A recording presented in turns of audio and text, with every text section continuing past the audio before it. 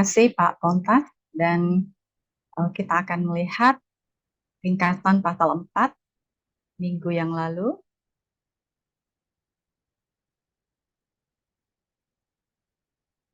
Pasal 4 masih bersambung dengan pasal 3 mengenai hikmat sorgawi dibandingkan dengan hikmat duniawi, non-spiritual, dan hikmat dari setan-setan.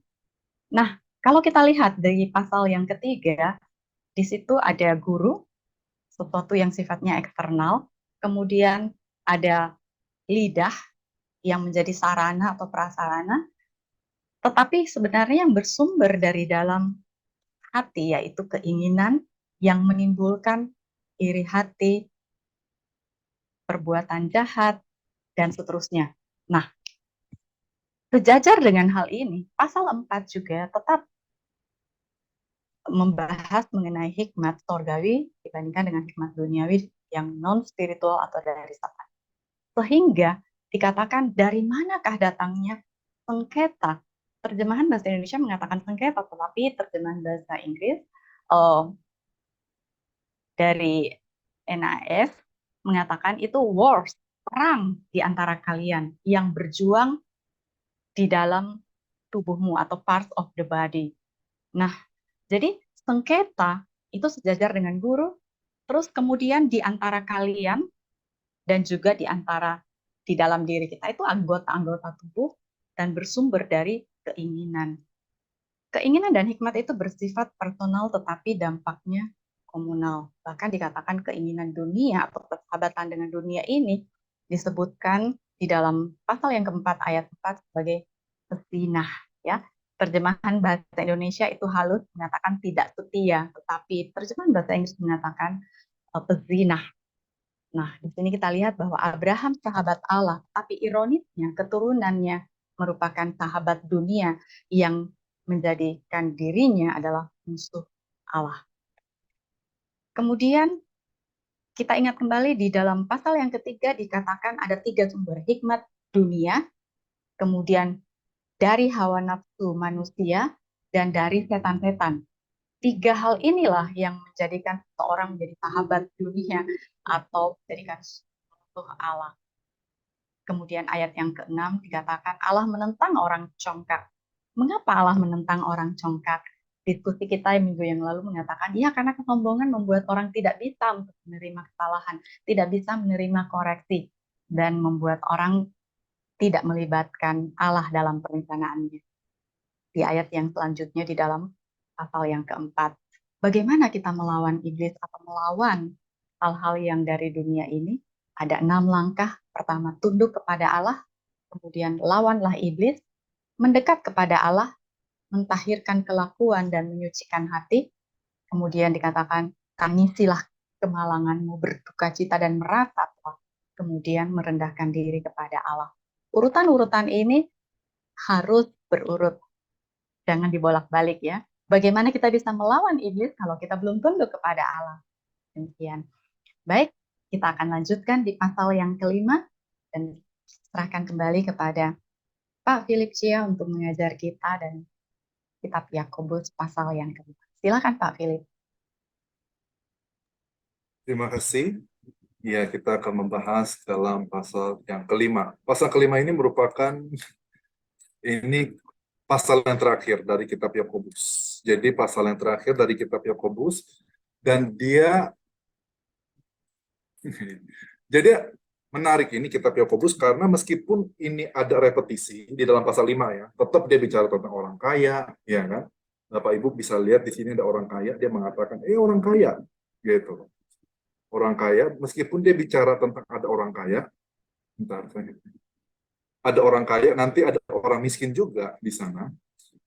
Tapi dia tidak mengulang kembali isinya, kontennya. Strukturnya tetap diulang, tetapi dia menambahi dalam hal-hal yang lain. Jadi gini, strukturnya tetap diulang. Ada orang kaya, ada orang miskin, ada tim penilai. Tetap diulang, tetapi sekali lagi yang menariknya adalah dia lihatnya dari angle yang berbeda. Dia lihat dari sudut yang berbeda, Bapak Ibu. Sekali lagi dia lihat sudut yang berbeda. Dan terakhir, ini dia sekali lagi hal yang saya sangat sukai. Meskipun ini masalah pribadi, Bapak Ibu ya. Betul ya, ada eksternal, internal, terus itu sebetulnya kamu gitu. Masalahnya itu pribadi, iya kan? Diri kita yang bermasalah secara pribadi, tetapi dampaknya itu adalah secara komunitas. Masalah diri kita yang secara individual, tetapi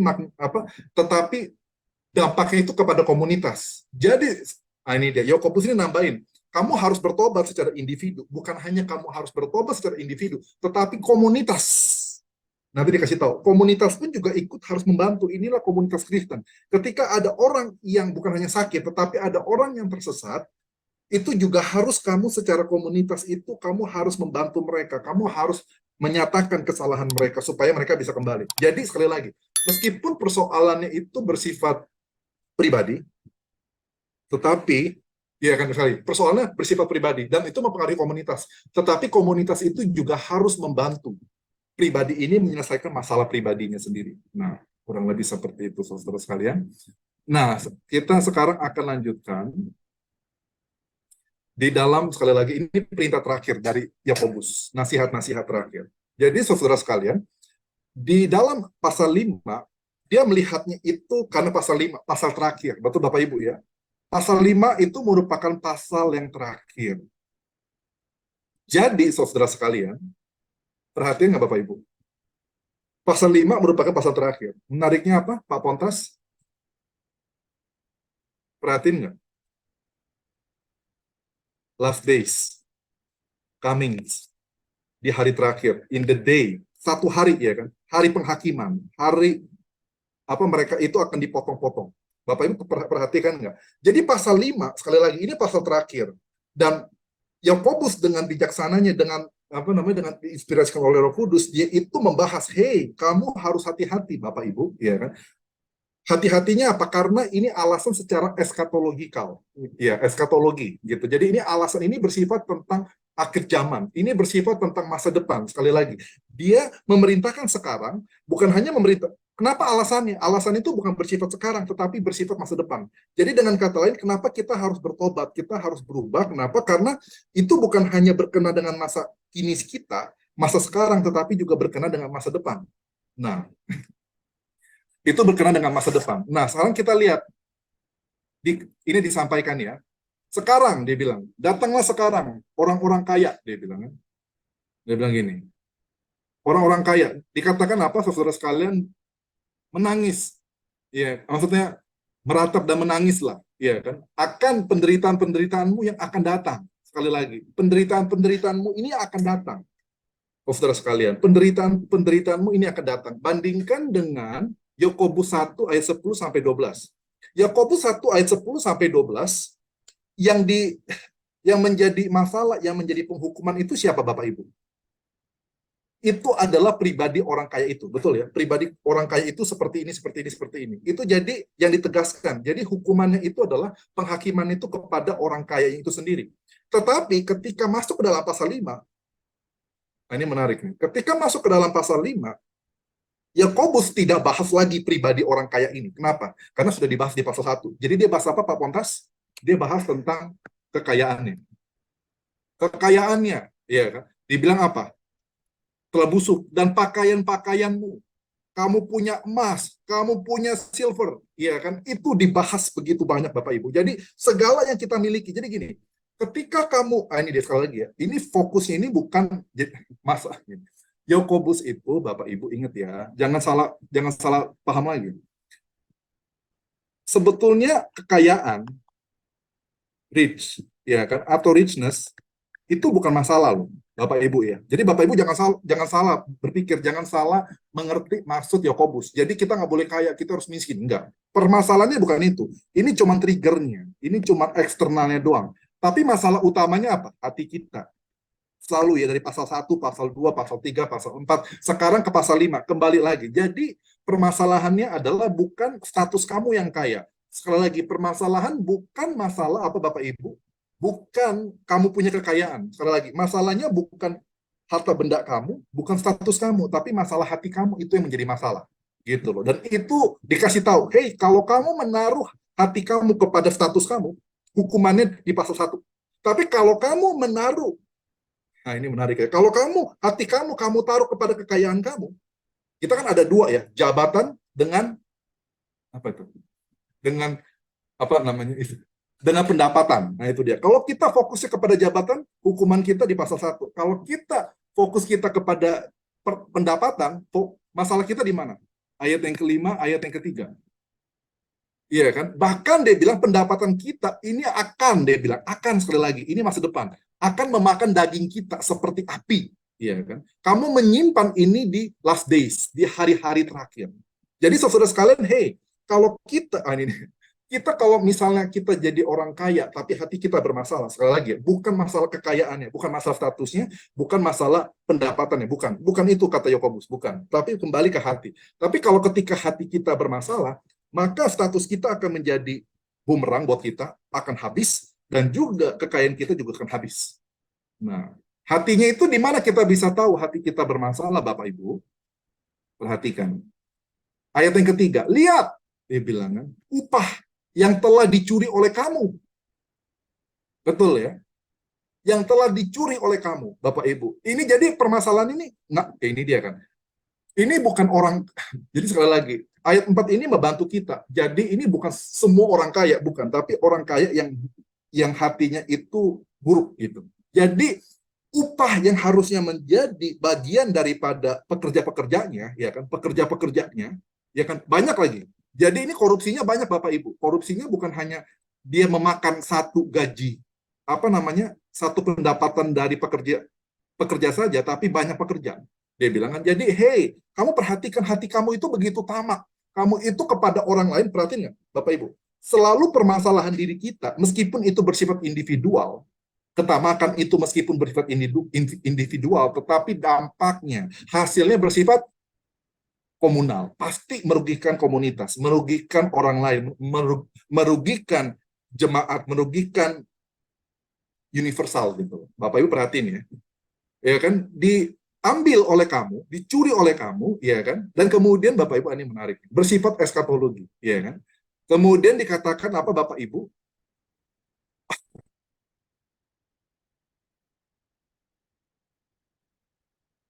ini dibilangnya, satu orang ini, satu pekerja ini berteriak, ya kan, dan teriakan mereka itu, ya kan, teriakan dari para apa penuai-penuai itu telah sampai kemana Bapak Ibu, ke dalam telinga dari Tuhan, Bapak Ibu, ya kan, telah sampai kepada telinga Tuhan.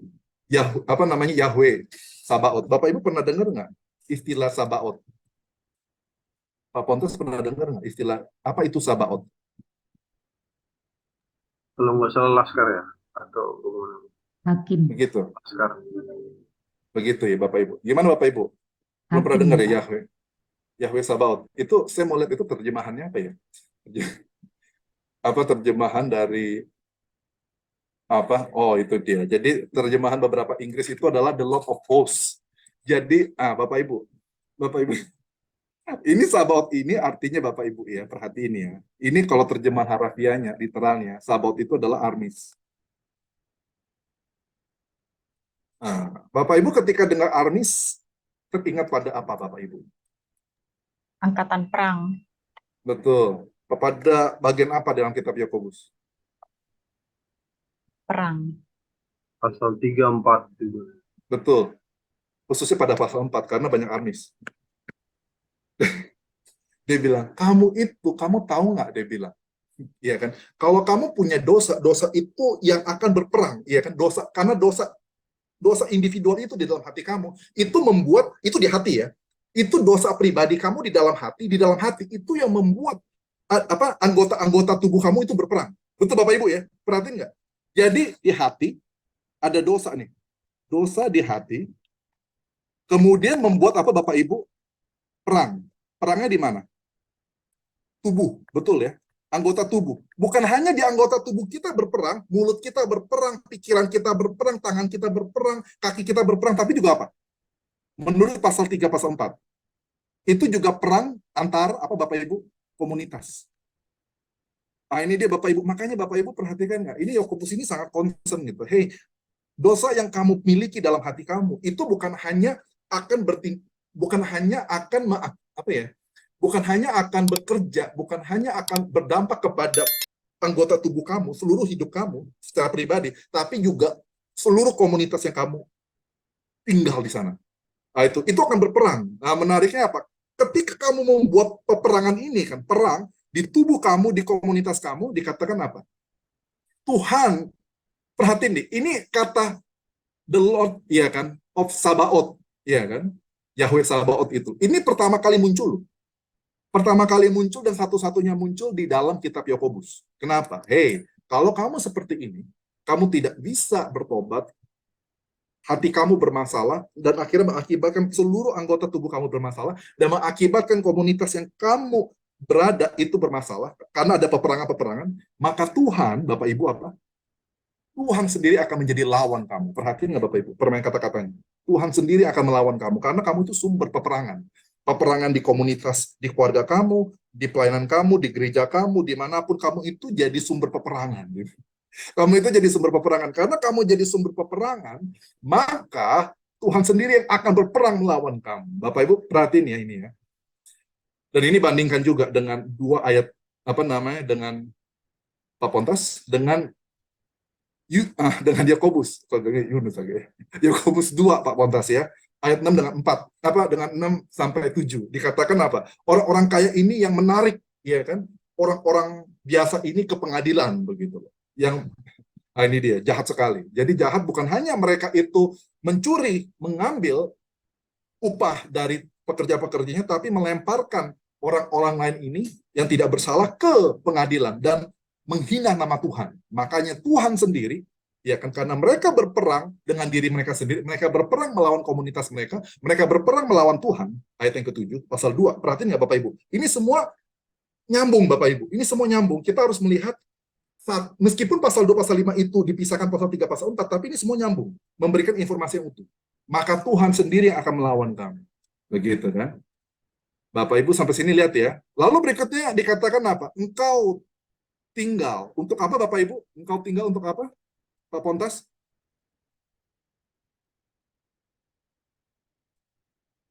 Pak Pontas apa ini? Untuk keinginan.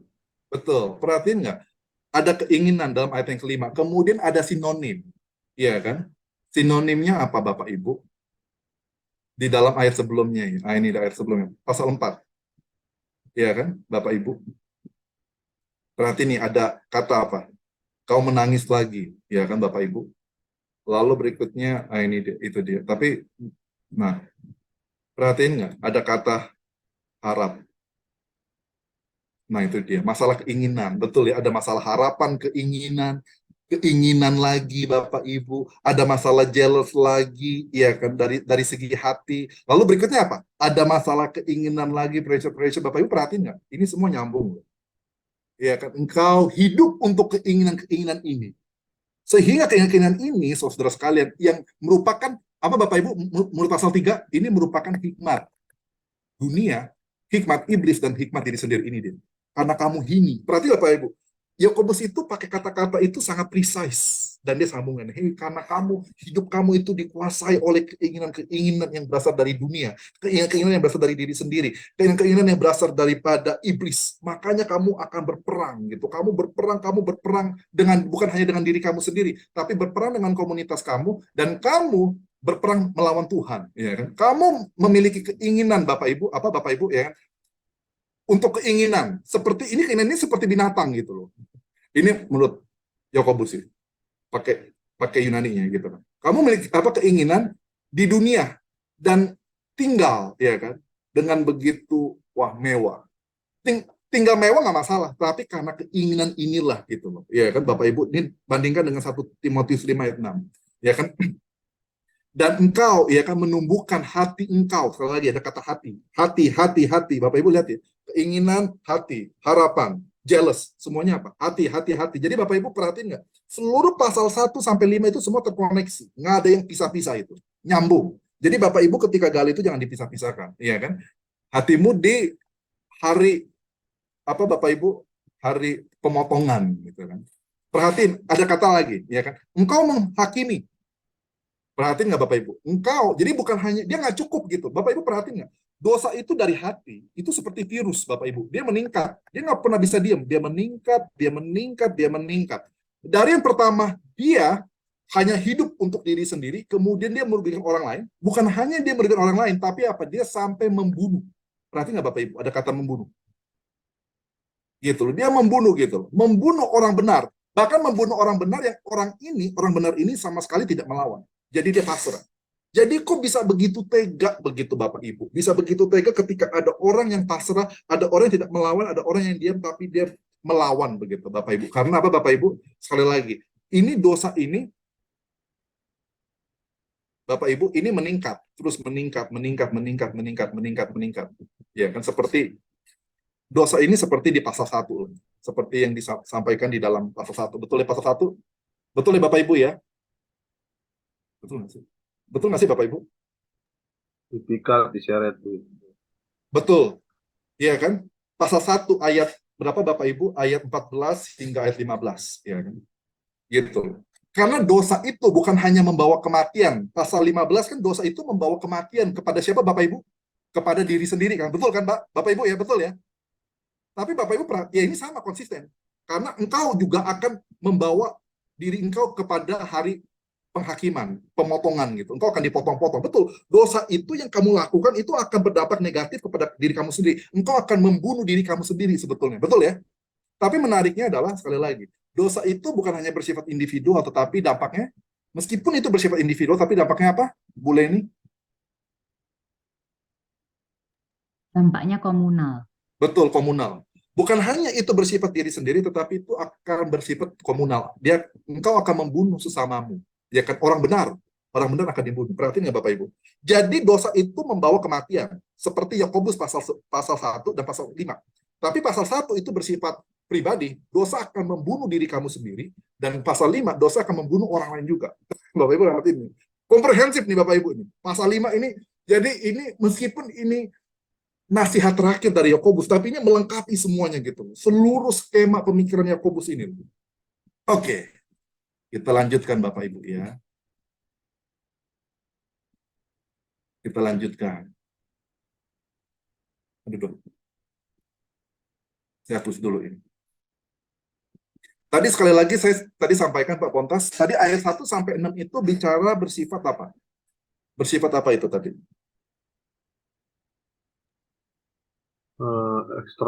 Eksternal ya. Pasal 1 enggak, pasal 5 ayat 1 sampai yang ke-6 itu bicara dari sisi apa? Dari sisi apa? Pribadi, personal. Bukan, dari sisi sekali lagi ya, ini istilah kerennya, Eskatologi. iya, eskatologi. Atau dari segi apa akhir zaman. Betul Bapak Ibu ya. Ini bersifatnya dari istilah. Jadi ayat 1 sampai 6 itu bicara dari segi akhir zaman. Maka saya bilang kan ini pasal terakhir dan Yakobus mengaitkan dengan akhir dari segalanya. Akhir dari segalanya di dunia. Oke Bapak Ibu, jelas ya. Dan termasuk sekarang Bapak Ibu ketika ayat 1 sampai 6, 1 sampai 6 itu bicara tentang orang kaya. Betul ya? Lalu berikutnya ayat yang ke-7 sampai 11 itu bicara tentang siapa? Orang miskin. Jadi Bapak Ibu ini semua ngomongin sama si Yakobus. Begitu Bapak Ibu, direkap. Begitu Bapak Ibu ya direkap, tapi dalam cara yang berbeda. Oke? Nah, Pak Jolion, coba kita lihat ya. Dikatakan apa? Bersabar Bapak Ibu. Kalau kita yang tertindas, kita yang terkena masalah, kita yang jadi miskin, kita yang diperlakukan tidak adil, dikatakan sabar. Sabarnya sampai kapan Pak Jolion? Early and late rain. Sabar sampai kapan? Sampai kedatangan Tuhan. Iya, sampai kedatangan. Sampai kedatangan Tuhan, Pak. Jadi, ini Bapak Ibu menarik ya. Kita itu, Bapak Ibu sadar nggak? Seringkali Tuhan bilang gini kan, seringkali nih banyak orang mengatakan, bahkan orang Kristus sendiri bilang, kamu sabar ya, sampai Tuhan akan mengembalikan kamu. Tuhan akan memulihkan keluarga kamu.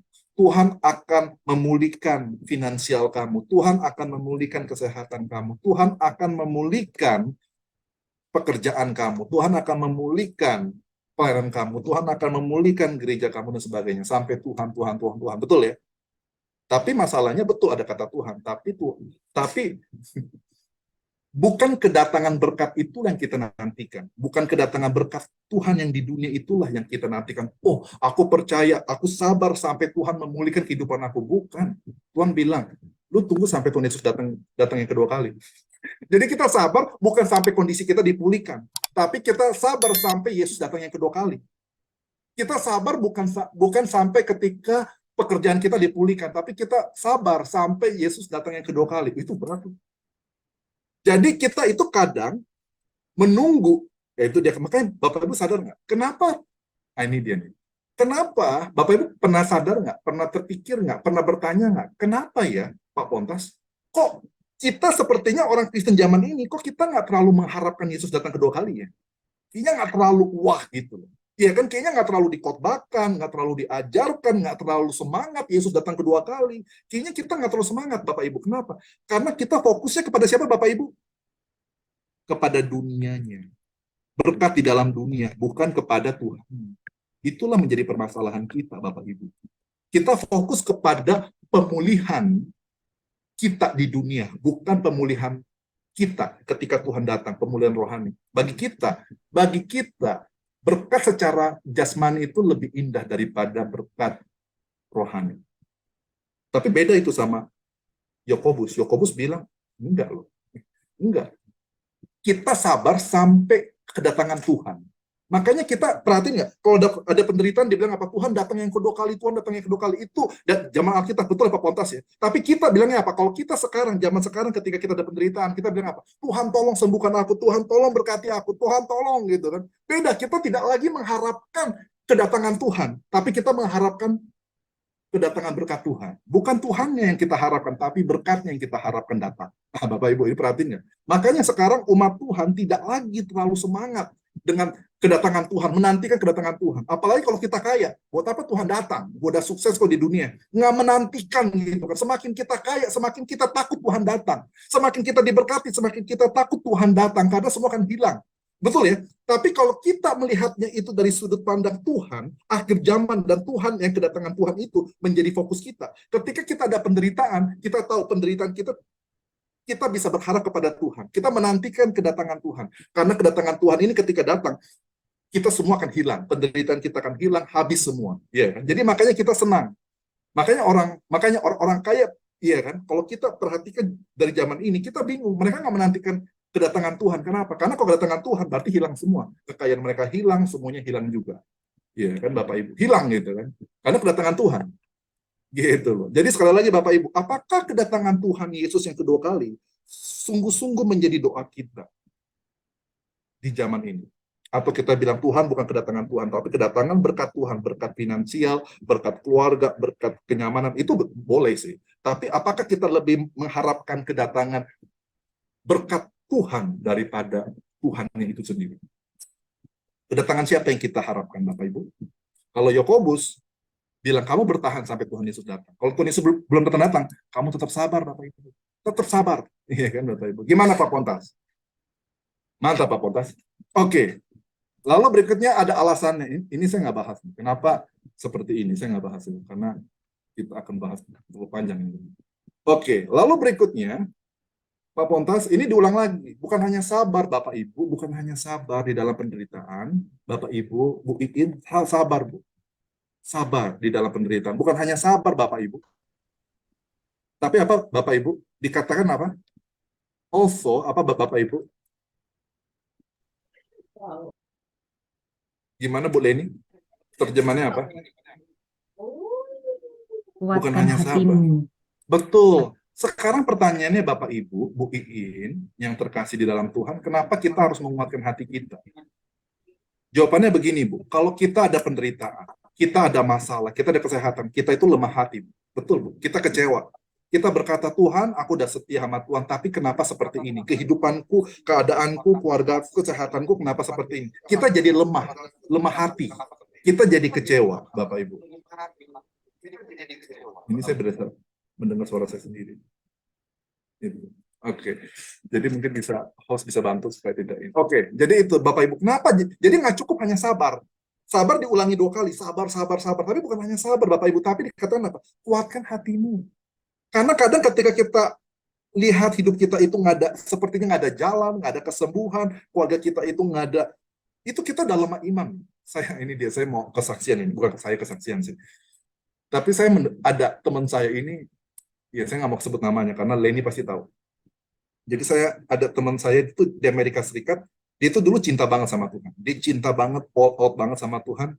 Tapi dia ada masalah dengan istrinya. Dia ada masalah sama istrinya bertahun-tahun.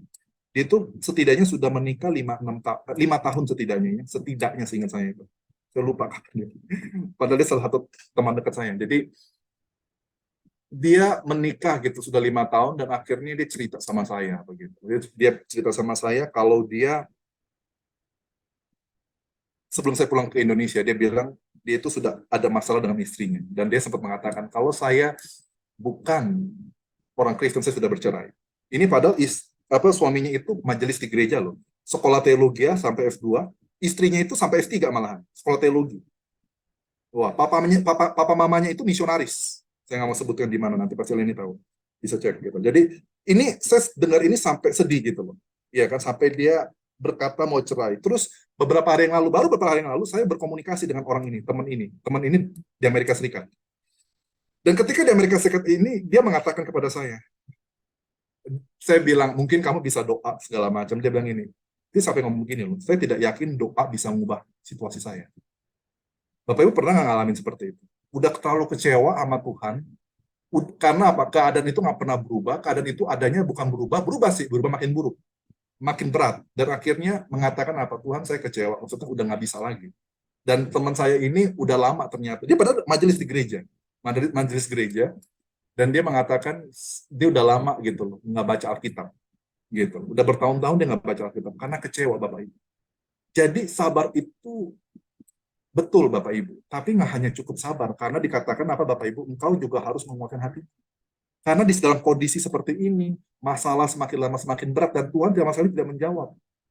Itu membuat iman kita itu, hati kita menjadi lemah. Tapi dikatakan apa? Engkau harus menguatkan hati kamu. Menguatkan hati kamu untuk apa Bapak Ibu? Apa untuk apa? Pak Julian, betul ya Pak ya? Mana Pak Julian? Saya mau lihat juga. Pak Julian betul ya? Menguatkan hati kita untuk kesembuhan. Menguatkan hati kita untuk kemenangan. Menguatkan hati kita untuk pemulihan. Menguatkan hati kita untuk berkat daripada Tuhan. Betul, Pak? Pak Julian, betul ya? Betul. Salah. Betul salah, Pak. menguatkan hati kita apa, Pak? Menurut Yakobus, sekali lagi, Pak Montas, untuk kedatangan Tuhan. Iya kan? Untuk kedatangan. Iya kan? Kedatangan Tuhan, begitu. Tuhan itu dekat. Jadi fokusnya itu bukan kepada, sekali lagi, konsisten ya. Konsisten gitu loh. Jadi kita itu sabar sama hati kita itu bukan sampai nanti keadaan kita dipulihkan, bukan sampai keadaan kita dipulihkan, bukan sampai situasi kita dipulihkan, bukan sampai semuanya kita dipulihkan, tetapi apa? Sampai kedatangan Tuhan. Nah itu Bapak Ibu. Ini menarik Bapak Ibu, sekali lagi. Makanya Bapak Ibu perhatikan nggak? Kitab Perjanjian Baru itu selalu berdoa, Tuhan datanglah segera. Tapi kenapa sekarang gereja zaman sekarang tidak pernah berdoa seperti itu? Tuhan datanglah segera. Adanya bilang apa? Tuhan, angkatlah penderitaanku segera. Gitu kan ya Pak Julian. Ini mana gitu Bapak Ibu. Jadi ini ada permasalahan Bapak Ibu. Ada permasalahan pergantian fokus. Dari fokusnya harusnya kepada Tuhan, tapi kepada keadaan kita, situasi kita. Kita menjadi selfish, kita menjadi lebih antroposentris. Bukan kepada teosentris. Bukan pada kristosentris. Kita lebih kepada diri kita sendiri. Nah ini dia. Selama kita menjadi diri kita sendiri, fokus kepada diri kita sendiri, kita tidak akan bisa. Nah ini dia. Selama kita fokus kepada berkat pribadi, selama kita fokus kepada diri kita sendiri, kita tidak akan bisa bersabar. Adanya kita kecewa. Kita tidak akan bisa menguatkan hati kita. Adanya kita semakin lemah. Keadaan tidak pernah berubah. Tapi kalau kita menantikan Tuhan, itu dia. Apakah saudara sekalian menantikan Tuhan yang datang kedua kali? Apa enggak? Doa aja nggak pernah, minta aja jangan gitu. Nggak pernah minta kan? Berarti Bapak Ibu nih, wah kena Yakobus ini habis Bapak Ibu. Habis Bapak Ibu kena Yakobus. Tapi Bapak Ibu, lanjutkan ya Bapak Ibu ya. Menariknya begini Bapak Ibu. Nah, menariknya begini. Di dalam pasal 1 itu mengatakan,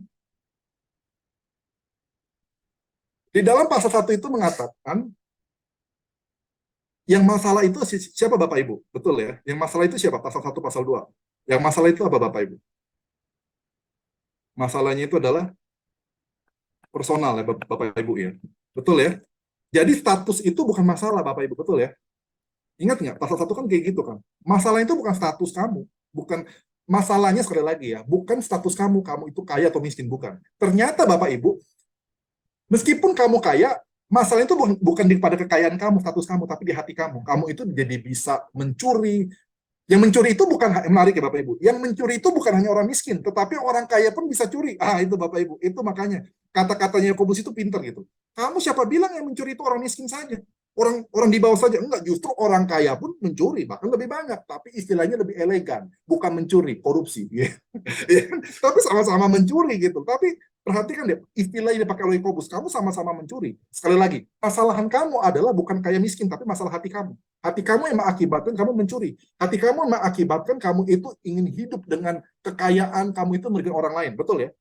Dan, nah ini dia. Saya mau nanya Bapak Ibu, Pak Jolion. Menurut Bapak, kalau gitu, aman dong ya kita jadi orang miskin. Betul ya Pak ya? Ya. Iya Pak, salah lagi. Bapak kok bilang iya terus Pak? Saya itu pancingan Pak. Bapak jangan, kalau tanya begitu, jangan dibilang iya Pak. Itu pasti salah. Jadi masalahnya Bapak Ibu, itu bukan masalah orang kaya, orang miskin. Orang miskin pun itu bisa ada dosa, ada masalah hati. Hatinya di mana Bapak Ibu? Pasal 1 kita sudah bahas, kita nggak bahas lagi. Pasal 5, masalah orang miskin itu apa Bapak Ibu? Komplain. Mana ini? Udah saya nggak bisa ini Bapak Ibu. Bentar ya. Masalahnya apa Bapak Ibu? Komplain. Nggak puas gitu loh. Komplain ini mengekspresikan ketidakpuasan dia, Bapak Ibu. Jadi Bapak Ibu, yang ada pencobaan itu bukan hanya orang kaya, tapi juga orang miskin. Gitu loh. Masalahnya bukan di status kamu itu kaya atau miskin, bukan di kekayaan kita, kamu ada duit apa nggak ada duit, bukan. Tapi masalahnya di hati kamu. Orang miskin pun bisa jatuh dalam dosa, makanya dibilang apa? Kamu jangan komplain. Meskipun kamu lagi susah, meskipun kamu lagi sendiri, meskipun kamu kehilangan, meskipun kamu menderita, tapi jangan komplain. Ya kan, kamu nggak puas gitu loh. Kenapa Tuhan hidup aku seperti ini? Kenapa aku nggak bisa punya anak? Kenapa istriku seperti ini? Kenapa suamiku seperti ini? Jangan komplain, dia bilang. Melawan sesamamu. Bingung, kenapa Tuhan dia orangnya kok orang kaya nih, tapi jahat. Orang jahat tapi kok nggak bisa kaya? Kenapa Tuhan komplain? Dan kita nggak masuk akal. Orang kaya, begini, orang jahat kok bisa kaya? Orang kaya kok bisa diberkati? Bukan. Orang jahat kok bisa diberkati? Orang jahat kok bisa punya kedudukan, bisa punya status? Nggak ngerti kita. Kita komplain, Tuhan ada apa nih Tuhan? Kita komplain, kita marah, kita nggak puas, kita melawan satu dengan yang lain, kita berkata Tuhan itu nggak adil, Tuhan ini gini. Makanya dia bilang, janganlah, janganlah kamu berdosa. Ini begini, jangan lu udah susah, terus berdosa lagi. Jangan lu udah bersusah, terus nanti dihukum Tuhan karena dosa lu gitu, karena komplain. Gitu. Jadi Bapak Ibu, biarkan kita susah, tapi biarkan kesusahan kita itu menjadi kemenangan, bukan menjadi keluhan. Nah itu dia, ingat ya. Gitu Bapak Ibu, sekali lagi. Biarlah kita boleh susah, kita boleh miskin, kita boleh sakit. Tapi jadikan kesusahan kita, kesakitan kita itu menjadi kemenangan. Bukan menjadi penghukuman buat kita. Karena kita komplain, karena kita nggak puas, kita melawan sana, kita melawan sini, dan sebagainya. Jangan begitu Bapak Ibu. Ini menurut Yakobus. Pas. Jadi kamu orang kaya, orang miskin sama-sama ada pencobaan. Sama. Gitu. Karena masalahnya apa? Hati. Status kaya miskin itu cuma triggernya doang. Begitu, Bapak. Oke, silakan Neni ingin bertanya. Iya, hanya konfirmasi Pak. Tadi Bapak kan bilang yang saudara-saudara bersabarlah itu kan Bapak mengartikan sebagai komplain itu loh, kan sebagai orang miskin dalam contoh Bapak. Tapi maksud Bapak ini brothers di sini bukan hanya untuk orang miskin kan ya? Maksudnya Bapak itu semuanya ya, miskin Betul. kaya gitu ya Pak? Oke, ya udah. Cuman mau pastikan karena kan Bapak bilang seakan-akan 9 ini hanya untuk orang miskin gitu. Bukan kan Bapak ngomong maksudnya orang miskin pun termasuk di sini gitu ya Pak ya maksudnya. Ini sekali lagi, itu dia di pasal 4 Yang itu saya mengatakan, itu dia pasal 3. Pasal 3 ini ada nggak sih? ada. Waktu itu ikut ya? Pasal 3 Oh ikut Leni ya ikut. ikut. Iya, Iya. jadi pasal 3, pasal 4 itu bukan masalah kita itu nggak boleh jadi guru. Bukan ini loh masalahnya. Bisa aja kan kita, kenapa harus dipilih jadi guru? Ya bisa aja kan, kamu itu jangan menjadi pengkhotbah, bisa aja kan. Kamu itu jangan jadi misalnya seperti apa namanya, ya lain lah.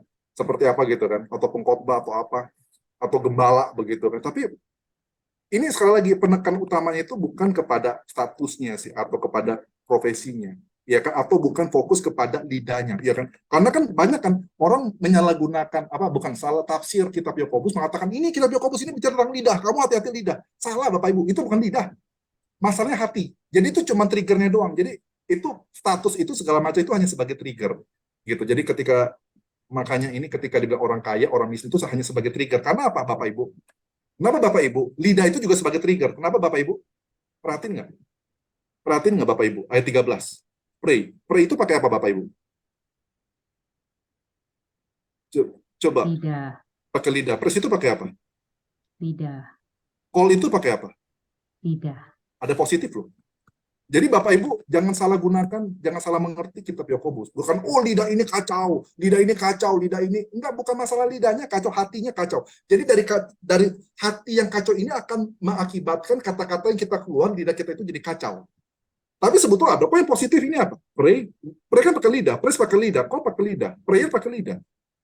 Nah, Bapak Ibu lihat ya, jangan salah tafsir gitu. Jadi itu dia, jadi sekali lagi Yakobus itu sengaja dia kasih fenomena-fenomena, tetapi masalahnya itu bukan di fenomena, masalahnya itu bukan di status kaya miskin, masalahnya bukan di fenomena kamu itu jadi guru atau jadi pengkhotbah atau menjadi sales atau menjadi pengusaha, bukan masalah di situ, bukan masalah di profesi, bukan masalah juga di anggota tubuh kamu, tangan, ya kan, mata, lidah, bukan, sama seperti Yesus yang masalahnya apa di hati kamu, kembali ke situ. Jadi itu semua konsisten gitu. Ya kan, semuanya konsisten, rapi gitu kan. Dari pasal 1 itu Bapak Ibu lihat, oh ternyata Yakobus itu punya jadi satu pikiran yang sama begitu. Masalahnya bukan rencana Pak Julion. Bukan kita itu nggak boleh buat rencana, bukan, masalahnya adalah hati kamu. Ketika kamu buat rencana, kamu itu ingin menjadi Tuhan atas rencana kamu. Nah, itu dia. Ya kan, kamu ingin semuanya berhasil, ingin begitu. Kamu ingin begini, enggak. Bukan masalah itu bukan rencananya kamu, tapi masalah hati kamu yang tidak melibatkan Tuhan dalam rencana kamu. Intinya itu kok. Gitu kan Bapak Ibu ya. Nah itu. Sampai situ Bapak Ibu ada pertanyaan? Iya, Pastor Philip, saya mau tanya, agak bingung. Bukannya tadi disinggung dari pasal 1 ke 6 itu untuk orang kaya, negur orang kaya, yang 7 sampai 11 orang miskin. Jadi sekarang itu nggak ada miskin kaya ini, hati, balik. Kan tadi dia Iya, ngomongin betul. satu yang ditegur Betul. kaya juga yang miskin, suffering, complain. Halo? Iya. Mungkin saya agak putus-putus. Oh, dengar ya? Saya, Dengar. ya, sekarang saya dengar ya. Iya, lanjut Bu. Ya tadi kan pasal 1 sampai 6 katanya orang kaya yang ditegur. Ayat. Sampai ayat ya. Sorry, 7 sampai 11 orang yang miskin yang komplain disuruh sampai sabar datang. Berarti ada dong satu untuk kaya, yang ini untuk miskin. Jadi sekarang itu nggak berlaku, cuman hati sekarang. Jadi bingung. Enggak, bukan. Enggak. Jadi sebetulnya gini, enggak, bukan. Jadi ini sebetulnya sekali lagi Yakobus itu pintar. Maksudnya beginilah. Ketika dia bahas misalnya gini loh, ketika dia misalnya ingin menyampaikan masalah intinya apa core-nya itu, dia nggak langsung sampaikan itu, Bu. Dia pakai fenomena dulu. Apa yang terjadi di masyarakat, betul kan? Harus cari jembatan dulu dong. Jembatan dulu. Ini loh yang diamati. Ini loh yang terjadi. Ini yang terjadi di komunitas, ini yang terjadi di gereja, ini yang terjadi di pelayanan, ini yang terjadi nih komunitas hal-hal ini yang terjadi. Tapi kan bagi orang kan mengatakan ini masalah nih, hal-hal ini terjadi, ada perpecahan, betul kan Bu? Ada perpecahan, terus berikutnya ada ada yang pilih kasih, ya kan? Ada yang pilih kasih, terus berikutnya sekarang ada yang misalnya komplain dan sebagainya, ada yang misalnya ketidakadilan orang kaya, itu kan masalah kan? Tapi Yakobus mengatakan, kamu itu sebetulnya permasalahan kamu yang ada di sini itu sebetulnya itu hanya tampak di permukaan, tapi masalah yang sesungguhnya itu adalah masalah di hati. Kalian itu semua itu berpartisipasi di dalam pergumulan-pergumulan itu, di dalam permasalahan-permasalahan yang ada di dalam komunitas, begitu loh. Jadi orang kaya mungkin menyalahkan orang miskin, komplain kenapa orang miskin ini komplain segala macam. Iya kan, tapi kamu harus melihat kenapa dia komplain gitu kan. Kenapa dia komplain? Karena kamu juga seperti ini gitu kan. Kamu itu lebih mencintai uang daripada manusia. Tapi sedangkan orang miskin, kamu mengatakan, kamu komplain kan. Maksudnya gini, Tuhan aku layak dong untuk komplain. Ya kan, karena apa? Karena orang kaya, aku ditindas hidup aku seperti ini. Tetapi Paulus lagi? Yakobus mengatakan, kenapa kamu komplain? Ya kan? Kenapa kamu tidak bersyukur begitu? Itu dia. Kembali lagi kan, karena hati kamu gitu loh. Karena hati kamu bermasalah. Jadi ketika kamu ada persoalan, itu sebetulnya persoalan ini menunjukkan hati kamu. Ada kok orang ketika ada masalah, dia bersyukur. Iya kan? Ada kok ketika dia ada dalam pergumulan, dia bersyukur. Bahkan dikatakan apa, Bapak Ibu? Ketika dia ada masalah, Bapak Ibu, dia berdoa. Iya kan? Aduh, bentar. Nah, ini kan, bentar. Dia berdoa begitu. Terus berikutnya ketika orang lagi diberkati, dia memuji Tuhan. Jangan sampai, ini kebanyakan adalah ketika kita ketika kita lagi menderita, itu kan kita komplain. Terus ketika kita ketika kita senang, kita seringkali kita itu membanggakan diri, kita melupakan Tuhan. Nah, tapi enggak, dia bilang, biarlah kan dia memuji. Gitu. Intinya gitu sih, Bu. Jadi intinya dia melihat fenomena-fenomena yang terjadi ini, sebetulnya itu bukan masalah sesungguhnya, tapi itu masalahnya internal. Makanya sebetulnya pasal 3, pasal 4, Bu, itu sebetulnya intinya, Bu, core-nya, Bu. Core-nya, karena dia masuk semakin lama semakin mengerucut. Masalah kamu adalah bukan di sini nih, yang tampak dan yang dihadapi oleh jemaat. Tapi enggak, ini ada masalah hati dimasuk, Bu. Makanya kan masalah faith, ya kan, masalah faith dibahas di situ, masalah wisdom dibahas di situ, kamu hikmat apa, itu semua masuk ke situ. Jadi sebetulnya status atau profesi atau kekayaan atau kemiskinan itu sebetulnya cuma masalah trigger untuk trigger gitu. Itu trigger untuk menunjukkan siapa sih kita itu sebetulnya, untuk menunjukkan hati kita itu seperti apa gitu. Bukan masalah di mulut, Bu. Bukan masalah di mulut juga kan. Banyak orang mikir ini masalah di mulut, bukan masalah di mulut, tapi itu masalah hati. Makanya kan dibilang, mana mungkin dari misalnya sumber air yang manis itu bisa keluar yang pahit. Nggak mungkin gitu loh. Berarti kalau kamu bisa keluar sesuatu kata-kata yang buruk, itu kata-kata yang tidak memberkati, itu pasti ada dari hati kamu yang bermasalah. Bukan masalah mulut kamu yang bermasalah, bukan masalah lidah kamu yang bermasalah, tapi hati kamu yang bermasalah. Hati kamu dipenuhi oleh hikmat Tuhan atau hikmat manusia. Makanya maksudnya hatinya bermasalah, makanya lidahnya itu Betul. mengeluarkan yang nggak benar gitu kan. Betul. Intinya kan cuma Betul. begitu Betul. aja. Ya, kalau intinya gitu. hatimu nggak bermasalah, berarti apa yang keluar dari mulutmu tuh maksudnya itu semua itu benar lah, kayak memuji, Betul. berdoa gitu kan Betul. intinya. Betul. Jadi itu semuanya kayak gitu, Bu. Jadi kitab Yakobus, Bu, intinya cuma situ, Bu. Kitab Yakobus itu intinya dari pasal 1 pasal 5 yang kita bahas begitu panjang, itu cuma intinya cuma masalah apa? Iya. Hati. Nggak, soalnya tadi kan you bilang dari ini untuk orang kaya, sekarang negur orang miskin. Lah, Iya, karena dari kenapa? hati. Lah kalau itu cuma Ya, jadi kenapa? fenomena, actually at that time orang kaya ini begini, bohongin si miskin. Nah, si miskin ya mungkin ya bodoh, komplain. Itu kali ya.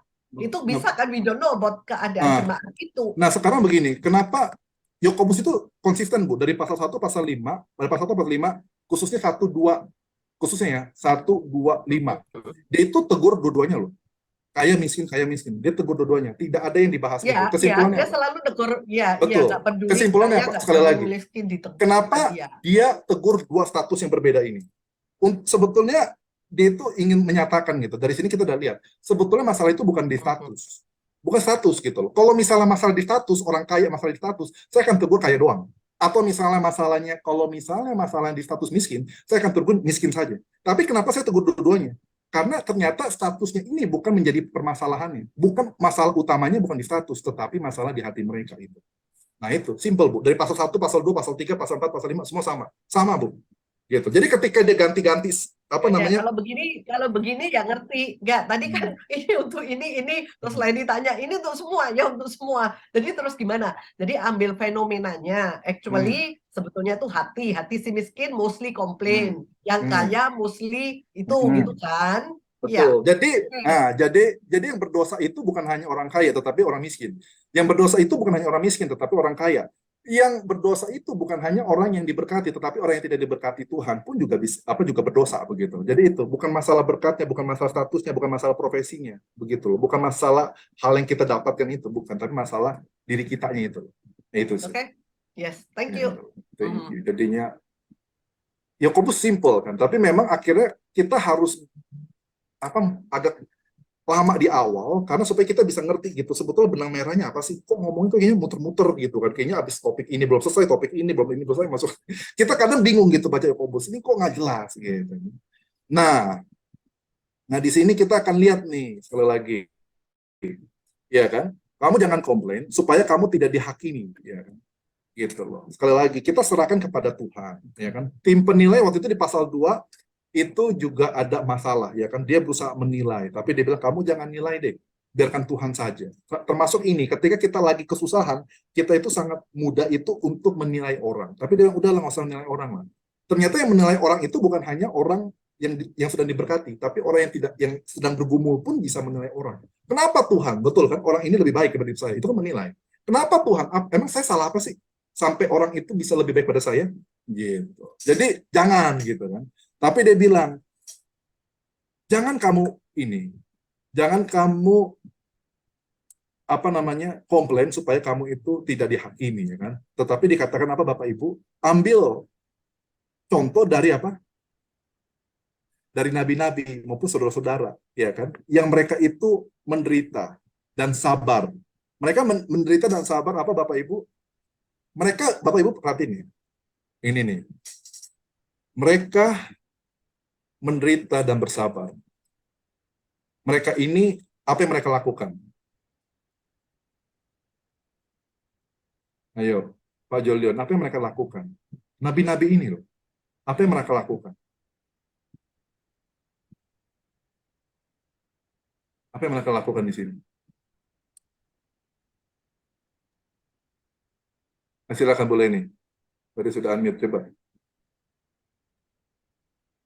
Apa mungkin mereka memberitakan pesan Tuhan tapi tidak di Betul. Enggak, itu gini. Apa yang mereka lakukan? Mereka itu berbicara loh. Ya, Jadi betul. Bapak Ibu perhatiin ya, mereka yang sudah berbicara dengan nama Tuhan, pelayanan mereka, mulut mereka bagus, hati mereka bagus, pelayanan mereka bagus, status mereka bagus lagi sebagai nabi-nabi. Tapi mereka tetap masih menderita loh. Nah itu dia Bapak Ibu. Jadi dikatakan apa? Bapak Ibu tenang gitu. Bapak Ibu nggak sendirian. Banyak orang benar itu juga menderita.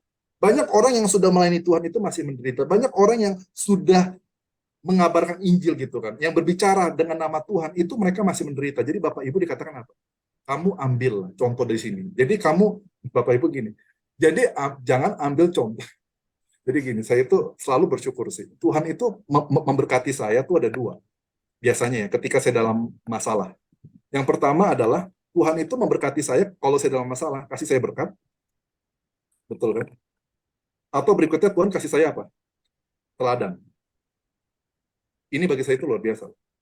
Teladan maksudnya apa? Saya contoh ya, saya waktu itu kan saya pernah lah begitu kan. Waktu saya ke Amerika saya mengeluh, Tuhan kok hidup saya begini segala macam begini. Ternyata Tuhan kasih saya berkat gitu. Maksudnya kasih saya teladan. Teladannya apa? Saya bertemu dengan orang yang hidupnya jauh lebih susah pada saya. Jauh lebih susah pada saya, tapi padahal mereka itu hidup benar loh, di depan Tuhan. Tapi mereka lebih menderita daripada saya. Tapi bukan hanya mereka lebih menderita daripada saya, tapi sikap mereka lebih hebat, lebih kuat daripada saya. Itu sampai saya malu. Sampai saya malu. Tuhan, itu menjadi kekuatan buat saya. Itu akhirnya membuat saya itu mampu bertahan di dalam pergumulan. Nah, itu dia Bapak Ibu. Jadi seringkali kita itu bisa bertahan. Kenapa Bapak Ibu? Karena kita mengambil contoh ya kan dari nabi-nabi termasuk dari saudara-saudara kita yang menderita gitu. Yang menderita, tapi ketika mereka, contohlah kayak Ibu Iin. Ibu Iin ketika lagi menderita, ketika lagi kesulitan, mungkin Ibu Iin merasa berat gitu kan. Tapi Bapak Ibu, tentu kita merasakan gitu loh, perjuangan Ibu Iin meskipun dia menderita, tapi dia terus ikut, dia akan melayani Tuhan, dia mencoba untuk berikan yang terbaik untuk Tuhan, itu menyentuh kita gitu. Akhirnya jadi malu kan saya. Jadi itu memotivasi gitu loh. Ketika kita melihat ada orang saleh, meskipun dia saleh tapi dia menderita. Meskipun dia menderita tetapi dia tetap mempertahankan kesalehannya. Itu jadi semangat begitu loh. Itu menjadi penyemangat buat kita ketika kita di dalam penderitaan. Nah, ini dia kan. Ya kan dikatakan apa? Bertahan, ya kan. Siapa yang bertahan itu diberkati, ya kan. Ini ada ininya si Ayub. Oke, saya cepatin aja deh. Oke, lalu berikut. Oke, kita udah selesai sini ya. Kemudian ini bahas Bapak Ibu. Ini bahas terakhir ini. Iya kan? Tetapi di atas semuanya, ini masuk ke dalam apa Bapak Ibu? Masuk ke dalam perkataan, ya kan? Jangan bersumpah pakai perkataan. Kamu hati-hati gitu loh. Hati-hati dengan perkataan kamu. Dengan perkataan kamu kan. Perhatiin lagi. Jangan kamu bersumpah negatif. Tapi kamu ketika kamu lagi susah, kamu memuliakan Tuhan dengan berdoa. Kamu ketika lagi senang, tetap memuliakan Tuhan dengan lidah kamu, dengan memuji Tuhan. Terus ketika ada orang lain, ini dia Bapak Ibu, perhatiin nggak? Ya kan, ketika ada orang lain di antara kamu itu sakit, apa yang kamu lakukan? Ya kan? Maksudnya kalian harus memanggil penatua-penatua. Jadi sekali lagi Bapak Ibu perhatiin nggak?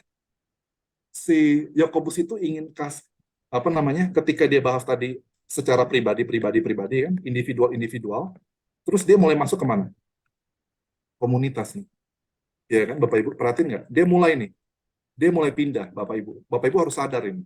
Ya kan? Biarkan dipanggil penatua-penatua dari gereja dan biarkanlah mereka. Jadi Bapak Ibu ketika ada orang mengalami kesulitan pergumulan, rame-rame, keroyokan gitu.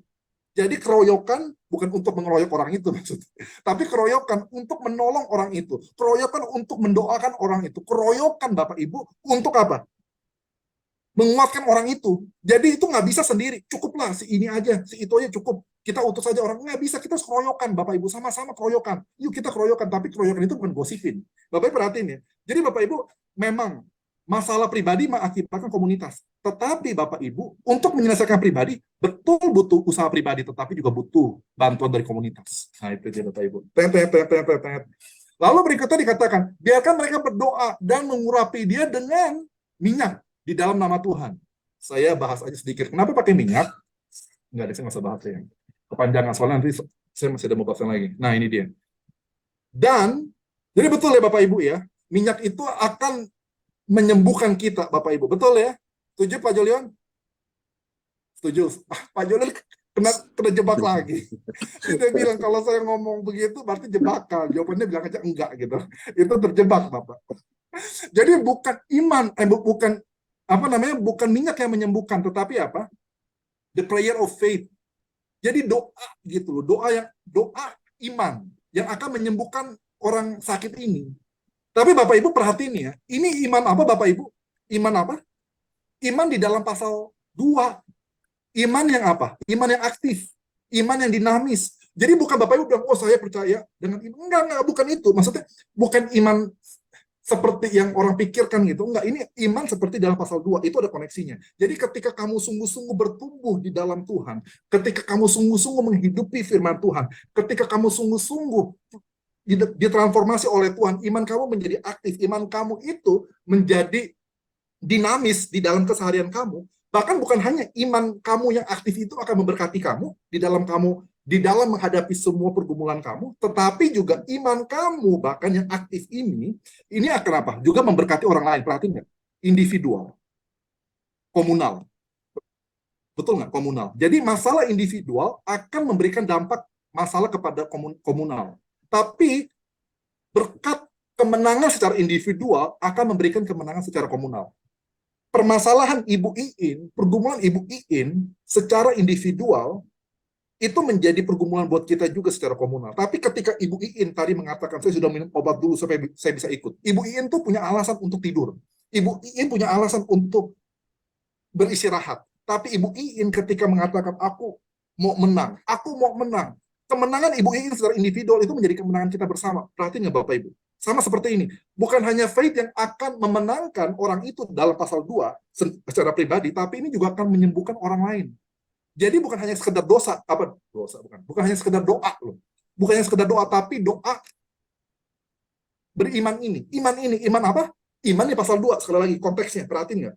Jadi Bapak Ibu paham, oh seperti ini Bapak Ibu. Gitu ya. Lalu berikutnya kita masuk lagi Bapak Ibu. Dan Tuhan, ya kan, akan membangkitkan dia. Nah ini dia. Bapak Ibu perhatikan. Bapak Ibu perhatiin nggak? Ada lagi dosa. Ini ada dosa. Dan apabila dia telah melakukan dosa, itu akan dihapuskan oleh dia. Kenapa sekarang kok harus bawa dosa? Kenapa harus bawa dosa, menurut Bapak Ibu? Kenapa kita udah tadi bicara tentang orang sakit, sekarang kok dosa? Kembali lagi Bapak Ibu, fokusnya apa? Fokusnya apa Bapak Ibu? Bukan kamu itu sakit atau sembuh. Bukan, tapi masalah hati kamu. Hati kamu dipenuhi oleh dosa apa enggak? Meskipun hati kamu, kalau misal kamu lagi sakit, iya kan? Kalau hati kamu dipenuhi oleh dosa, kamu tidak akan bisa berdoa, kamu bisanya komplain. Tapi kalau hati kamu, meskipun kamu sakit, tapi hati kamu benar, ya kan? Maka iman yang aktif itu akan membuat kamu itu menjadi bersyukur kepada Tuhan. Meskipun kamu sakit, oh itu menarik Bapak Ibu. Makanya dia bahas apa? Kedosa. Perhatiin nggak? Masalahnya itu bukan kondisi fisik kita, masalahnya itu bukan masalah status atau kondisi pekerjaan kita, bukan itu masalahnya, itu cuma eksternal, tapi masalahnya apa, Bapak Ibu? Di dalam kita itu. Nah, saya lanjutkan ya. Nah, ini Bapak Ibu. Ini dikatakan apa? Ya kan? Oleh karena itu, akui dulu, dia bilang, akui dosa-dosamu kepada sesama. Perhatikan Bapak Ibu. Jadi individual sama komunal itu nggak bisa dipisahkan. Kita sebagai umat Tuhan, hidup kita secara pribadi nggak bisa dipisahkan dari komunitas. Karena ketika kita baik, akan mempengaruhi komunitas kita. Tapi ketika kita jahat, akan mempengaruhi komunitas kita juga. Itu nggak akan terpisahkan. Kita hidup itu, meskipun sendiri-sendiri, tapi kita saling bersinggungan, saling bersinergi. Itu hidup sebagai umat Tuhan. Oleh karena itu dia bilang, perhatiin nggak? Kita itu kalau ada masalah dengan imanmu, masalah dengan hatimu, kamu harus ngakuin, kamu harus minta bantuan orang gitu. Tapi Bapak Ibu jangan gosipin gitu. Misalnya Pak Jolion bilang saya ada masalah ini, saya mengaku dosa-dosa kan, ada jamak nih. Jangan kita jadi bahan gosip gitu. Enggak gitu kan. Kita mengaku, iya kan? Kita mengaku nih dosa-dosa kita. Dan Bapak Ibu apa? Bapak Ibu apa? Bapak Ibu? Gimana Pak Jolion? Habis dosa-dosa? Doa ya. Bapak Ibu kebanyakan kita apa? Doa. Ya, kita doa dulu, baru kita ngaku dosa. Betul ya, seringkali kita nggak mau ngaku dosa gitu. Kita seringkali langsung doain. Ada orang sakit, doain. Ada apa-apa doain dulu, tapi kita nggak ngaku dosa dulu. Kata Yakobus nggak bisa. Itu hati kamu bermasalah, kamu harus beresin dulu. Kalau kamu mau doa kamu dijawab sama Tuhan, kalau kamu mau doa kamu itu menjadi efektif, nah itu kan efektif loh, energi gitu loh.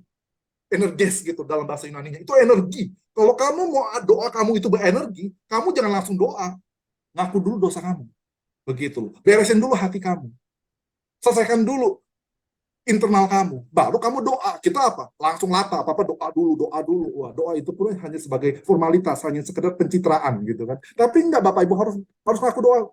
Harus ini langkah pertama dulu, ngaku dulu dosa, baru kita berdoa. Kalau kita ngaku dosa dulu, kita berdoa kepada berdoa untuk orang lain, maka dia bilang gitu kan, engkau akan disembuhkan. Dan ini apa Bapak Ibu? Ini merupakan doa yang efektif. Doa yang efektif ini sangat powerful Bapak Ibu. Ya kan? Nah, ini terakhir nih. Yang terakhir ya, ini terakhir nih ayat 15 ayat 19 sampai 20. Ini terakhir. Bapak Ibu, nah saya bilang kan. Jadi individual komunal, betul ya. Dikatakan terakhir gini, memang ini masalah kamu harus selesaikan sendiri. Tetapi sekali lagi, tadi saya bilang, pasal 5 itu udah kasih tahu, ini harus dikerjakan bersama-sama. Masalah kamu, pergumulan kamu, dosa kamu, jangan digosipin sama orang lain, tapi kita harus bersama-sama sebagai komunitas. Kita harus saling membantu. Dikatakan apa? Jikalau di antara kamu pergi jauh daripada menyimpang dari kebenaran, biarkan seseorang itu membawa dia kembali. Iya kan? Dikatakan siapa? Karena apa? Kalau kita membawa orang berdosa ini dari jalannya yang salah, dia bilang kita akan apa? Kita akan menyelamatkan jiwanya dari kematian. Sekali lagi Bapak Ibu, ada kematian. Karena apa Bapak Ibu? Kalau ini dia. Permasalahan secara pribadi akan membawa kematian bukan hanya buat diri pribadi, tapi juga komunitas, betul ya?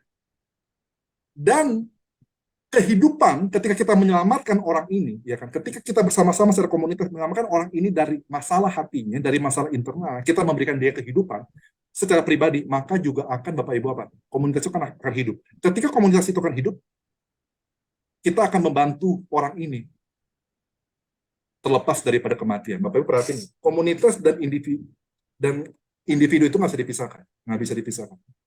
Dan di sini adalah apa dasarnya? Kenapa masalah ini semua terjadi? Masalah apa Bapak Ibu? Hati. Masalah apa? Internal. Ini dia masalahnya. Dan biarkan sama-sama individual komunitas itu menyelesaikan masalah hati. Nah, selesai. Itulah kitab Yakobus dari pasal 1 sampai pasal 5. Selesai Bapak Ibu. Gampang kan Bapak Ibu ya? Akhirnya Bapak Ibu lihat, oh begini tuh kitab Yakobus. Begitu sederhananya. Begitu kan Bapak Ibu ya, mantap. Simple, sederhana. Jadi sekali lagi saya berterima kasih Bapak Ibu untuk sekali lagi pribadi saya bersyukur kepada Yayasan Obor Emas Indonesia yang telah memberikan kesempatan buat kita untuk kiranya kita boleh mengupas tuntas satu kitab, ya, satu kitab Yakobus 5 pasal. Sekali lagi saya bersyukur kepada Yayasan Obor Emas Indonesia menyenggalakan ini sehingga kita boleh belajar bersama-sama kitab Yakobus, dan di luar daripada waktu yang kita harapkan nih. Kita pikir cuma berapa bulan, ternyata ini udah setengah tahun lebih. Jadi sekali lagi kita sungguh bersyukur atas fasilitas dan juga atas kesediaan dari Yayasan Obor Emas Indonesia untuk menyelenggarakan ini. Kita belajar dan bertumbuh bersama dalam firman Tuhan. Lalu berikutnya, kita juga bersyukur juga karena Yayasan Obor Emas Indonesia kita boleh bertemu. Kita boleh bertemu teman-teman dari berbagai macam daerah, kita bisa bertemu, kita bisa berjumpa, kita bisa saling mendoakan. Saya dulu belum pernah mendengar nama Ibu Iin, sekarang bisa mendengar nama Ibu Iin, bisa berdoa bersama, ya kan? Jadi saya sangat bersyukur begitu. Jadi sekali lagi saya bersyukur bisa mengenal Bapak Ibu dari komunitas ini, dan saya juga bersyukur juga ternyata Yayasan Obor Emas Indonesia ketika di YouTube itu sudah ada 110 ya, apa namanya, subscriber gitu. Itu saya kaget juga gitu ternyata, dan ada video-videonya, ada yang di khususnya pas Natal itu ya ditonton 420-an lebih gitu loh. Jadi saya bersyukur gitu ya, Obor Emas Indonesia bukan hanya menjadi berkat buat kita secara online Zoom, tapi juga melalui YouTube, sosial media. Jadi sekali lagi saya secara pribadi mengapresiasi dan menghargai dari Kupas Tuntas, dan kita tahu Kupas Tuntas ini bukan hanya salah satu visi misi mereka, karena mereka itu sangat semangat untuk pendidikan di Indonesia, bukan hanya pendidikan rohani tapi juga pendidikan secara akademis, secara pendidikan untuk kuliah dan segala macam. Oleh karena itu mereka menyediakan juga beasiswa. Jadi kita bersyukur untuk program-program yang diselenggarakan ya melalui Kupas Tuntas untuk memberkati bukan hanya orang-orang yang percaya, anak-anak Tuhan, tapi juga orang-orang di luar Kristen pun juga mereka menjadi berkat. Ada yang dikasih beasiswa ke UGM segala macam. Jadi sekali lagi kita bersyukur sekali lagi untuk Yayasan Obor Emas Indonesia, sekali lagi untuk kesempatannya kita boleh belajar Kupas Tuntas. Jadi kita akan menunggu program-program lain, bukan Kupas Tuntas, tapi kita akan menunggu program-program lain dari Yayasan Obor Emas Indonesia, dan biarlah kita tetap terus mendoakan Yayasan Obor Emas Indonesia supaya terus dipakai Tuhan, memberkati bukan hanya umat Tuhan, tapi orang-orang lain yang belum mengenal Tuhan pun boleh diberkati mereka untuk memajukan bangsa Indonesia. Sekali lagi saya bersyukur dan berterima kasih kepada Yayasan Obor Emas Indonesia. Jadi mungkin Bapak Ibu bisa kasih aplaus ya, bisa kasih aplaus kepada Yayasan Obor Emas Indonesia, atau mungkin kasih emo gitu, kasih emo kepada Yayasan Obor Emas Indonesia. Terima kasih kepada Ibu Melinda yang sudah menyelenggarakan, membantu. Ibu Vivi, terima kasih Bu, sudah menjadi ketua kelas yang begitu baik, begitu sabar. Ibu Asnita, terima kasih Bu sudah membantu kami, sudah menjadi host, menjadi teman yang baik. Pak Harto juga Pak, meskipun Mas. Bapak Sama-sama. Jadi senang bisa bertemu dengan Pak Harto. Terima kasih juga Leni yang sudah membantu kita di banyak hal. Jadi sekali lagi dari sisi saya terima kasih Bapak Ibu kepada teman-teman yang sudah membantu, khususnya bagi teman-teman sekalian, gitu kan, teman-teman sekalian di sini yang hadir, Bu Hilda terima kasih, Bu Nani, Dita, sekali lagi terima kasih. Mamanya Ibu Afnita, terima kasih juga sudah hadir, khususnya kepada Ibu Iin. Terima kasih Bu. Perjuangan Ibu, kehadiran Ibu menyentuh hati kami. Terus terang saya sangat termotivasi setiap kali dengar Ibu, melihat Ibu saja.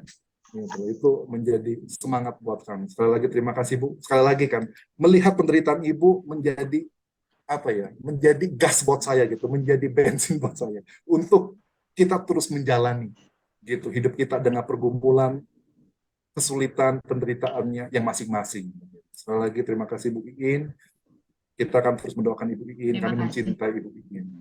Gitu. Jadi itu sekian dari saya. Sekali lagi terima kasih Bapak Ibu yang sudah setia dalam Kupas Tuntas, dan saya mungkin akan serahkan kepada perwakilan dari Yayasan Obor Emas Indonesia, Ibu Melinda ya, atau Ibu Vivi untuk menyampaikan sepatah kata.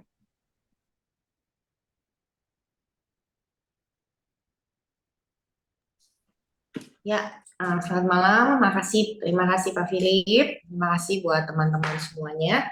Dan kami percaya dari Yayasan Obor Emas Indonesia sudah sangat diberkati oleh Zoom kelas ini bersama-sama dengan Pak Philip.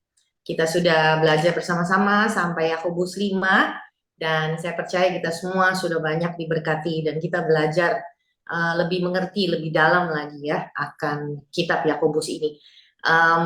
Tapi untuk kedepannya kita juga seperti Pak Philip bilang, Yayasan Obor Emas Indonesia akan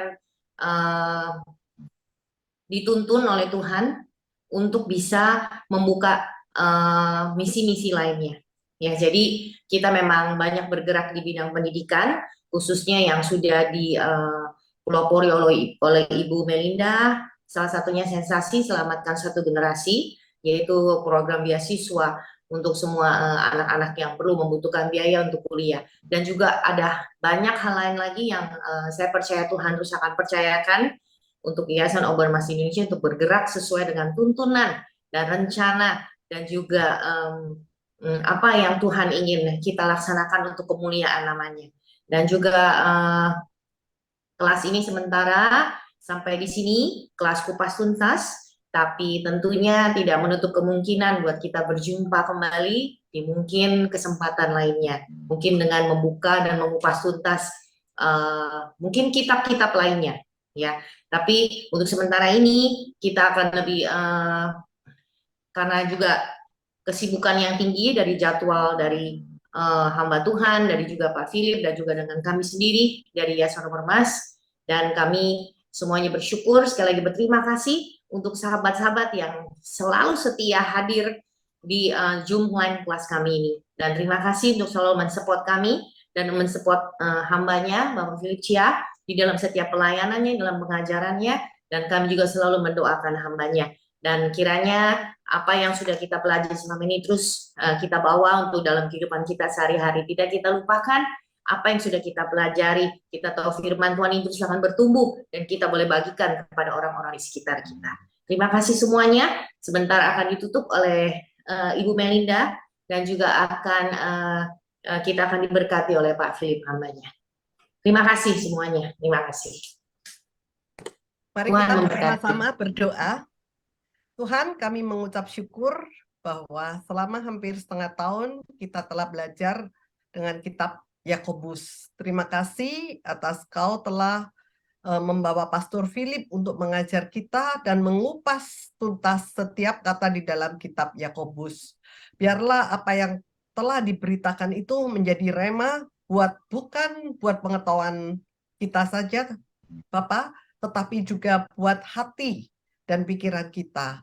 Biarlah itu bukan menjadi pengetahuan, tetapi kita jadi pelaku firman. Karena kami percaya apa yang Tuhan izinkan untuk kami lebih mengerti, Tuhan menuntut kami untuk lebih melakukan dan menjadi berkat buat orang lain. Dan biarlah Roh Kudus memimpin setiap anak-anak yang dengan setia mengikuti kitab Yakobus 1 dengan 5, kita belajar apa kelemahan kita secara pribadi dan kita menjadi berkat buat orang lain. Kita bukan hanya menjadi pengamat, tetapi kita juga dapat melakukan apa yang telah diajarkan, bahwa hati terpancarlah buah-buah yang kita hasilkan. Terima kasih Bapak, Kau berkati Pak Philip yang begitu sibuk untuk mengajar. Kau beri dia talenta yang mengajar yang begitu luar biasa. Biarlah dia boleh menjadi berkat buat murid-muridnya. Dan Kau juga berkati teman-teman yang dengan setia selama ini kira-kira 26 orang yang setiap minggu mengikuti kupas tuntas. Pakai dia untuk dapat memberitakan firman yang telah diajarkan Bapak. Dan kami juga mengucap syukur, walaupun kami tidak dapat menyebut satu-satu, tetapi kami boleh ya Bapak untuk dapat mengenal satu dengan yang lain di dalam kesempatan ini adalah suatu anugerah. Kita tetap saudara seiman di dalam pelayanannya masing-masing sesuai dengan panggilan Tuhan. Juga terima kasih untuk Ibu Vivi dan Pak Yoyo sebagai koordinator dan ketua kelas, juga Ibu Astita yang telah mementorkan kupas tuntas. Biarlah ya Tuhan, kupas tuntas ini dapat boleh Tuhan pakai secara luar biasa, di mana Tuhan sendiri yang berikan hati bagaimana kita dapat melayani Tuhan dengan lebih baik, dan kami juga belajar bersama-sama ya Bapak untuk dapat menyenangkan hati Tuhan melalui pelayanan kami. Terima kasih juga hamba-Mu telah mengenal Ibu Leni yang begitu setia, begitu peduli terhadap pelayanan di Kupas Tuntas, juga Pak Julian yang dengan setia, Ibu Iin, juga Ibu Helen, teman hamba-Mu yang telah Kau berkati, kami mengucap terima kasih, dan Ibu Nani dan ibu-ibu lainnya dan bapak-bapak yang kami tidak dapat sebut satu-satu, kami mengucap syukur ya Bapak. Terima kasih sekali lagi, biarlah segala pujian, hormat, dan kemuliaan bagi nama-Mu. Kami tahu bahwa segala sesuatu ada di dalam rencana Tuhan, segala sesuatu ada di dalam waktu Tuhan, dan segala sesuatu ada di dalam tujuan Tuhan. Terima kasih Bapak, hanya di dalam nama Tuhan Yesus kami serahkan setiap pribadi kami, juga firman yang diberitakan tidak akan sia-sia. Dalam nama Tuhan Yesus kami berdoa dan mengucap syukur. Haleluya. Amin. Biarlah sama-sama kita akan berdoa sekali lagi, sekaligus menerima doa berkat. Tuhan, sekali lagi kami mengucap syukur atas keselamatan di dalam Yesus Kristus. Kami ada harapan di masa depan. Meskipun kami sekarang menderita, kami sedang mengalami kesakitan, tapi Tuhan ada harapan di dalam Engkau. Dan kami juga Amin. mengucap syukur melalui Yayasan Obor Emas Indonesia, kami boleh ada keluarga, kami boleh ada satu komunitas. Meskipun pada hari ini banyak teman-teman kami yang tidak hadir karena mengikuti acara Pentakosta pencurahan Roh Kudus di gereja mereka, tapi kami mengucap syukur. Sekali lagi kami memiliki komunitas yang baru. Komunitas kami dari berbagai macam daerah, kami boleh bersatu hati untuk boleh saling mengenal sebagai satu keluarga yang saling mendoakan, yang saling mengasihi satu dan yang lain. Kami mengucap syukur ya Bapak untuk komunitas yang Tuhan berikan untuk kami. Oleh karena itu kami berdoa kiranya Tuhan senantiasa memberkati kami, apapun yang kami kerjakan, apapun yang kami pikirkan, biarlah Tuhan selalu menaungi kami, menjaga kami, mendidik kami, supaya kami sesuai dengan rencana Tuhan. Terima kasih Amin. Tuhan, dan biarlah sekarang kami akan menerima berkat daripada Tuhan sendiri. Biarlah kasih daripada Allah Bapa dan pengorbanan di dalam anaknya yang tunggal, Yesus Kristus, dan penyertaan daripada Roh Kudus selalu senantiasa menyertai kami, dimanapun kami berada, apapun yang kami kerjakan, Tuhan selalu memberkati kami. Hanya di dalam Amin. nama Tuhan Kristus, kami sudah berdoa dan bersyukur padamu. Amin.